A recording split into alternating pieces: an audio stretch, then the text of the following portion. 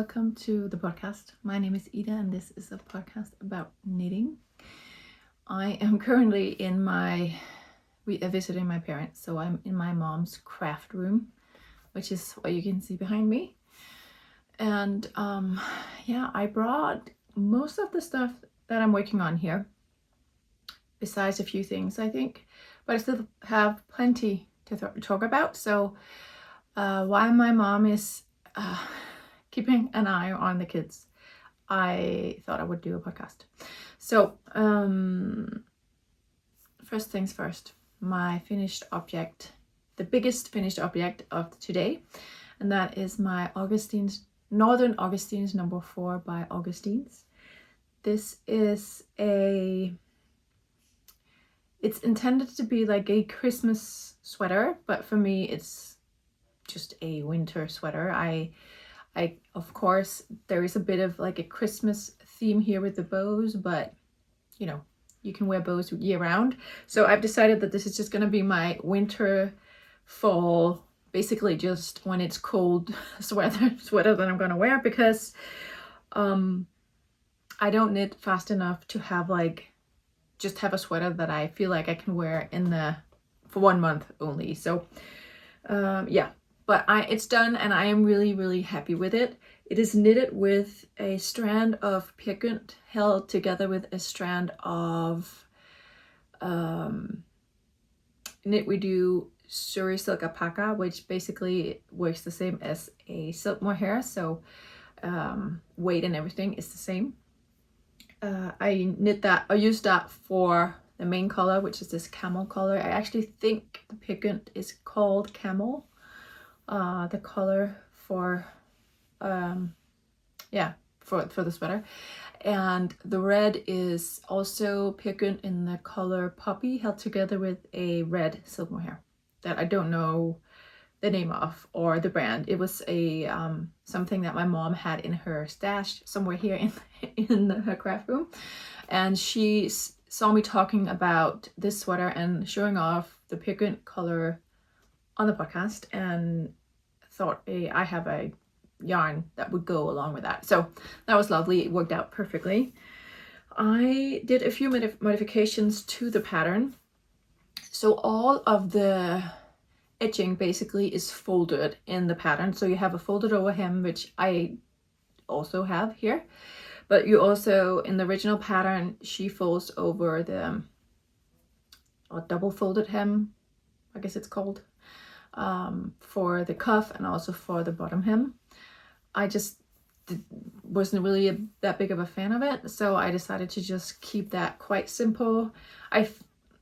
It makes the look of the sweater quite heavy, which I like on other people. I just don't like that look on myself, so I thought I would do something else for me, so that I would like it and that I would wear it, which is the beauty of knitting. You can do that. You can alternate the patterns so they suit you the best. So I did that. I also, full disclaimer, I knitted the yoke, and then I looked at the pattern for a few weeks, just had no desire really to continue working on it. So I wrote my mom and asked if I could send it to her and if she would then knit the body and the sleeves, and she agreed. And so I sent it off to her, and she knitted basically, I'm gonna stand up so you can see a bit. So this is as far as back as I can go. So she knitted basically like this part here, and also the same for the sleeves. For the sleeve, she did increases, which I also wanted. I think in the pattern there's not really any increases unless before you reach the hem, and they were just quite big and roomy, and I have a few of these sweaters with big roomy sleeves and they annoy me, so I still wanted a bit of the roominess, but I also wanted it to be just a tiny bit narrower. So I think she said she did decreases on every 10th row, something like that. Worked out so well. So of course for both sleeves. And then when I got it back, I did the cuff, of course, and then I did the hem, and I did a split hem because that's what I like again, but that's not in the pattern. It's not a split hem version in the pattern. So that are those other modifications. I also messed a bit up with the front and the back of the sweater. I don't know how that happened, but I did. So I'm gonna show you again. I knit this part here thinking that that would be the back of the sweater, and that is slightly longer than this, which was supposed to be the front of the sweater, but it's not. So I'm gonna have to go back and rip this the bind off out. I did a tubular bind off and then re-knit it so it is, I don't know, 3 or 4 centimeters longer than what it is right now, just to make it look better. So that was just stupid, you know, stupid mistake, but it happens sometimes. And obviously like fixing that mistake isn't like the biggest thing, because it's just knitting more rows. The only thing is I have to redo the tubular bind off, which isn't difficult, it just takes time. I'm just gonna get a bit of coffee.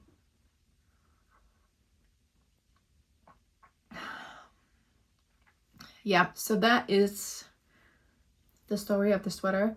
One last thing, I think my gauge is a little off because it is not as oversized as the pattern suggests for the size that I knit, which is fine. I really like the fit of this. It is not too oversized, but it's also not too fitted. I think it actually has a really, really nice fit. So yeah, it all worked out. I am really proud of the colorwork. I'm not a colorwork knitter. I've been knitting for many years, but not colorwork, and I would say I'm still a beginner in that area. So there is some places down here where you can kind of see it's not completely even, but overall I am really, really happy with the way it turned out. I actually ran out of yarn. I guess I forgot to say that. So the bottom here, I can't see. Oh, you can see it, yeah. So the bottom ribbon here in the pattern, there is like 2 more stitches of colorwork, so it's longer. The right ribbon is longer than the left in the pattern. I ran out of yarn, so it's not in my sweater, but it's a small little thing. And I think for me as a beginner colorwork knitter, it was good because that way I wouldn't have those very, very long floats, which is basically be a float from here to here, because this one was done at that point. So if you're wondering what is different with my bows, that's because I ran out of yarn, and they are right ribbon is shorter than what the pattern originally is designed for.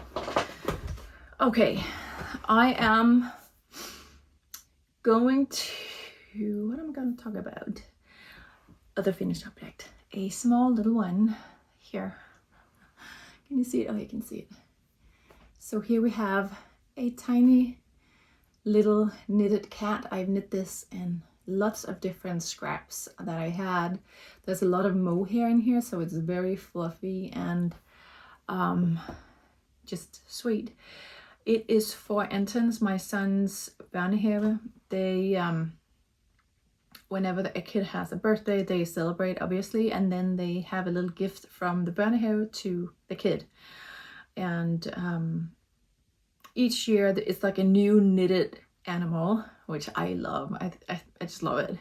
And they kind of send out the pattern to everyone, like all the parents, and ask like, are anyone interested? Like, we need for this year, for example, knitted cats for this year's birthday gifts.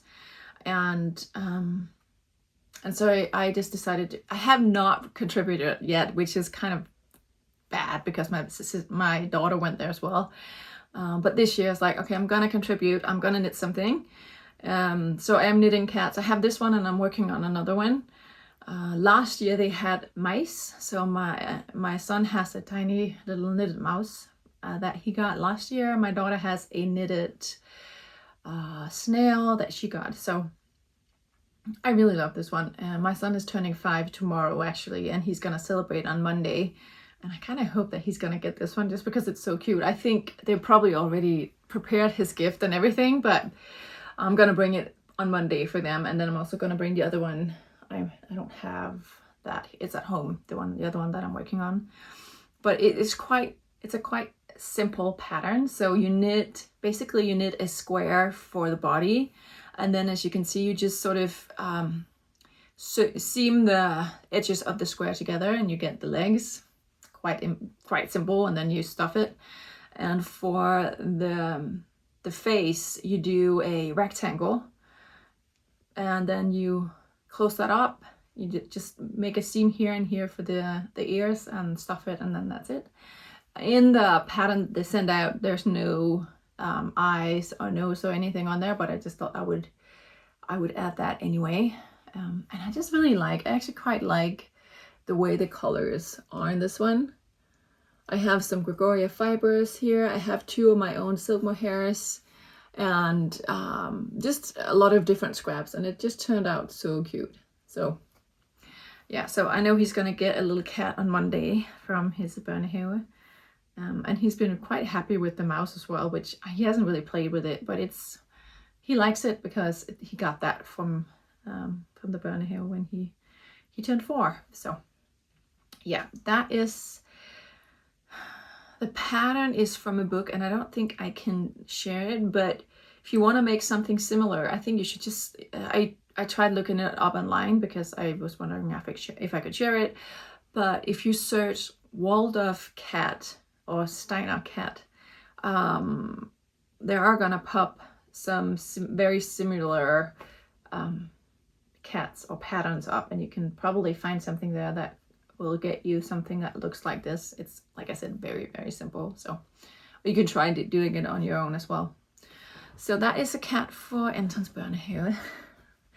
I also am working on something for Jakob. A very dark gray, almost black sweater here. I'm gonna put it on, you can see. So this is as far as I have gotten on that. The story of the sweater, I do apologize. I think I am repeating myself for some of you, but I gifted Jakob is my husband. I gifted him a sweater last year, so not 2005, but in 2004, I gifted him a knitted sweater. And by Christmas 2005, so this Christmas that we just celebrated, or some of us, I had not cast it on.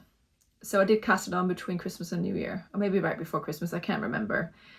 Because he has been asking a lot about whenever that sweater would be finished. He's cold, it's been cold. Lovely. I'm not gonna complain.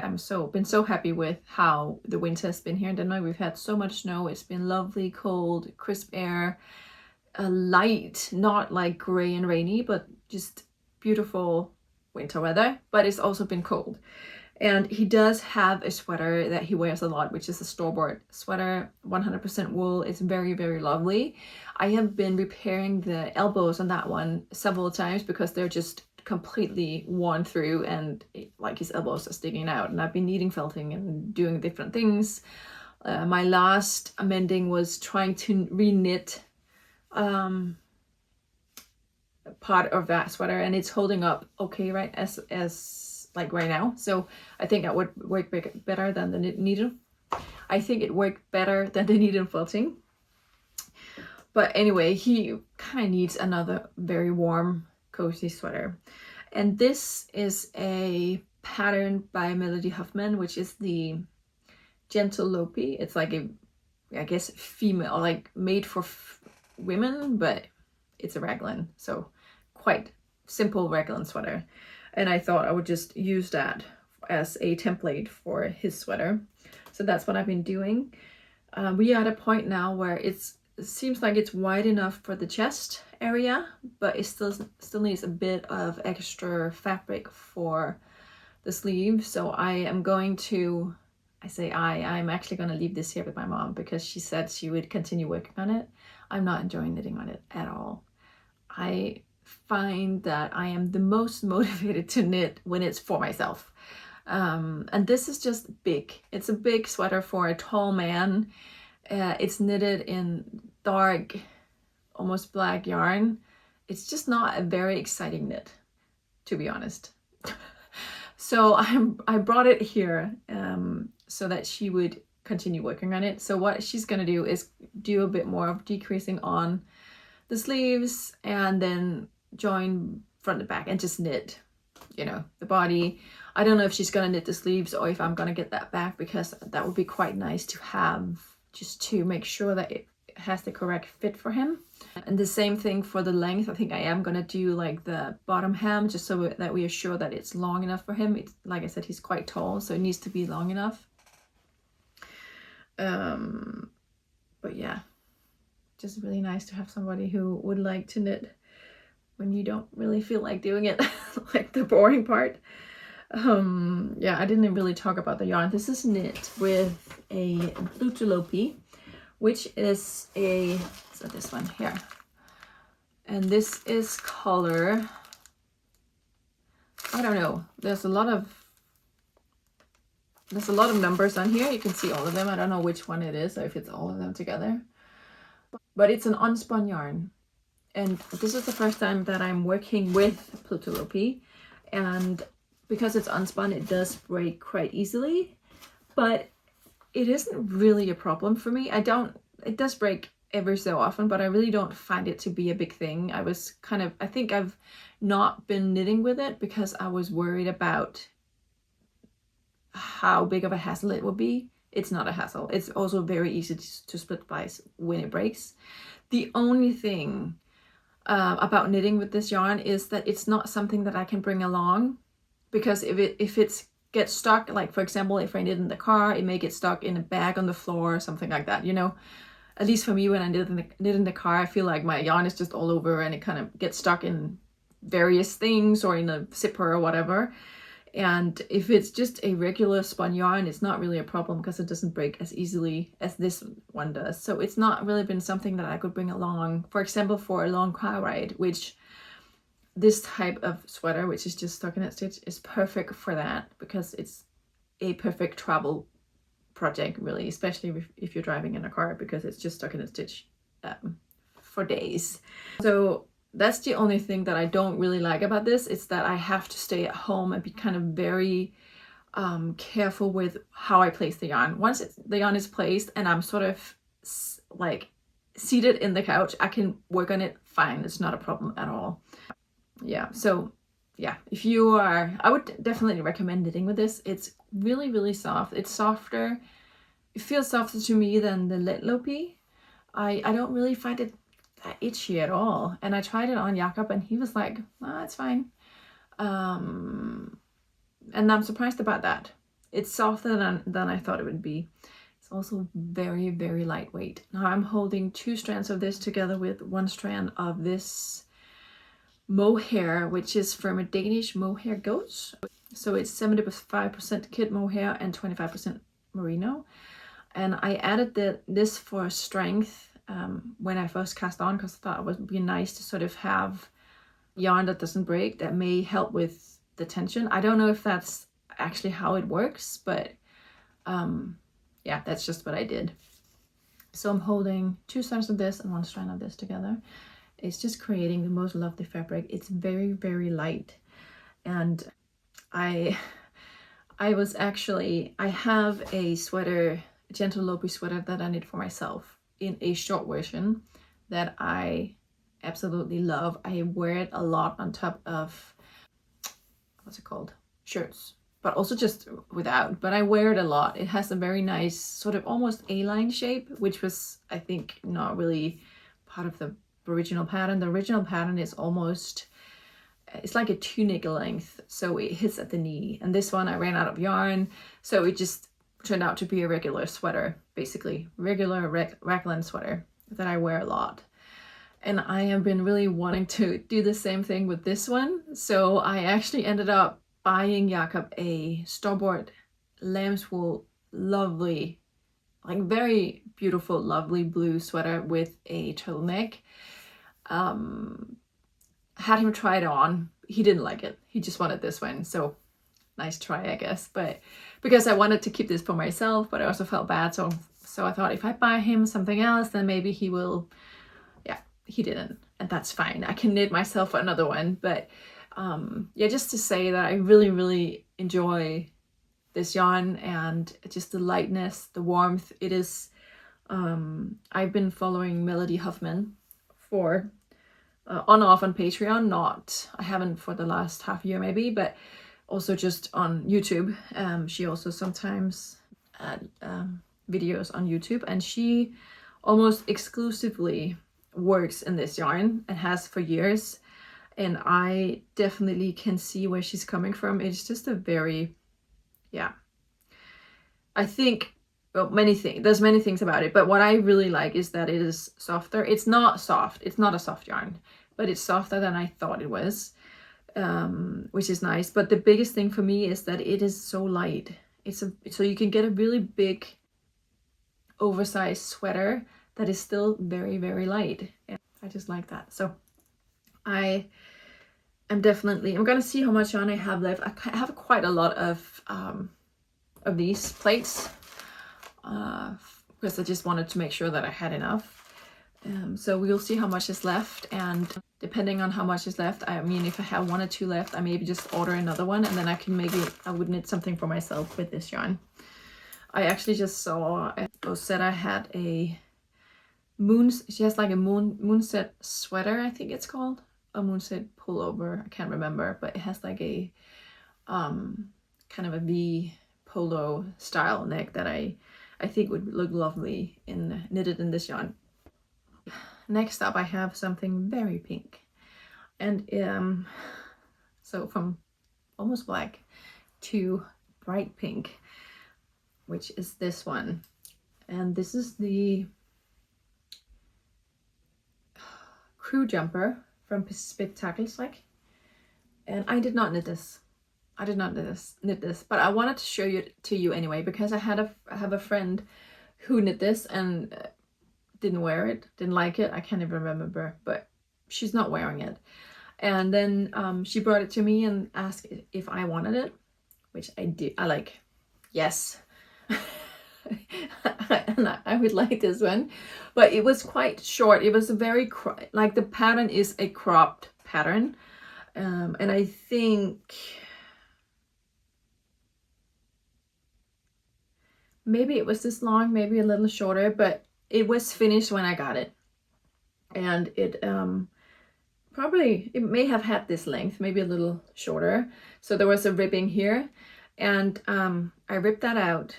And she brought the rest of the yarn for me because she thought I would also find it too short or too cropped. I basically just ripped the ribbing, undid the ribbing, and just continued in stockinette stitch, as you can see here. You can definitely see, so it has been blocked, just not the part where I've been knitting.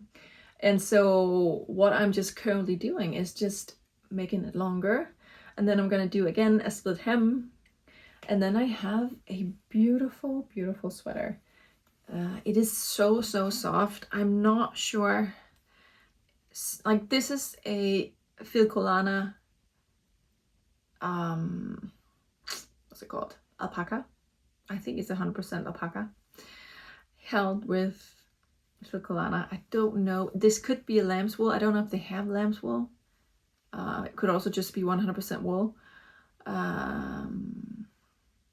And it's lovely. It's a very, very lovely fabric. So I just wanted to show that to you, even though I didn't knit it. I thought you may find it interesting anyway, because I'm guessing if you are watching this, you like knitting podcasts or just knitting. And yeah, I really like the shape of it. I think it has a beautiful neck here, and yeah. So I am excited. This shouldn't really take me that long to finish. Now I'm finally working on it. So that's another thing that I did not knit, but I'm knitting the end of, or the rest of. And then I have one thing that I just cast on the other day when we drove to my parents. So they live, I don't know, 4.5 hours drive away, I would say. And that is, what's going on here? This little summer thing. This is the Fern tea by knitting for Olive, and I am knitting using a bamboo linen yarn from my stash that I have dyed on. I have not dyed this one, but this is just a natural color. And I, like I said, just cast on a few days ago because I really would like to have this ready to wear for Fiber Folk on the 15th and 16th of August, which is a long way away. But this is a summer knit knitted with a plant-based yarn, which I sometimes can find a bit hard on my hands. And it's knitted on 3.5 millimeter needle with a gauge of 25 stitches. So it's, for me, it's gonna be it's gonna be something that's gonna take time. It doesn't have full length sleeve. It has it's like a t-shirt basically. Maybe I can show you a picture of the pattern here. There we go. Yeah, and I just thought I'm gonna cast it on now because then it's not gonna be like a stress thing. Hopefully I can work on it a little bit here and there, and it's also gonna be a project. I hope that once I sort of get it's a very simple pattern, that once I get the rhythm of the pattern, it's gonna be something that I can bring along with me for traveling, or just out if we are out at like a family gathering or something like that. It's something that I can work on and it's pretty mindless. So here is the pattern. Let me see here. And it is, as you can see, it has a very simple eyelet pattern going down all of the body and the sleeves. And then it has, so basically it's yarn overs and knit togethers and very simple knitting techniques basically to make this one. So yeah, I am cast it on, and we'll be working on this for the many months, for the next, well, half a year, I think. I don't know. I don't know how long it's gonna take me. I just wanted to be sure that it would be ready for Fiber Folk basically. I really like the cast on edge, which is you do a provisional cast on, and then you do a I-cord, or you do an I-cord edging for the color, and then you work on the body. And I just think it's such a neat little detail, and I just like the way that it's done in the pattern. So it's done basically before you start working on the body, instead of having to go back once you're done knitting and picking up and doing an I-cord, which can be more difficult because with the ratio of picking up stitches and everything. Like this way you are sure that it's not going to do any puckering or anything because you have the right amount of stitches on there. So yeah, I have not done a gauge watch, which I know is it's stupid. I know that, but yeah, I didn't. So I'm a little curious to see with the neck. I think it's gonna be fine with the neck. It is a bit wide, but it's summer knit, so yeah. I did use quite a thick thread for the provisional cast on. You have like an extra thread where you kind of, so it's like casting on live stitches, and you do that around a second piece of yarn. And that piece was it was a thick one, and you can kind of see that here with the stitches right here. But then again, maybe it just kind of looks like a design feature. I think I'm just gonna go with that. So yeah, I'm gonna work on this. I may not show it to you every time I podcast because yeah, depending on how quick I am, I guess I will show it to you every so often. Okay, I do have a few things at home that I have not talked about. I'll talk about them in the next podcast if I remember. I have the balaclava that I knit for Anton is done. He's been wearing that. I think it's at home, but it also may be out in the car. I just didn't really know what it was. And like I said, the other little cat, which I am just gonna give to the burner here once it's done, but then I'll take a picture or something and show it to you if you want to see it. So anyway, thank you so much for watching, and I will talk to you soon, I hope. Bye.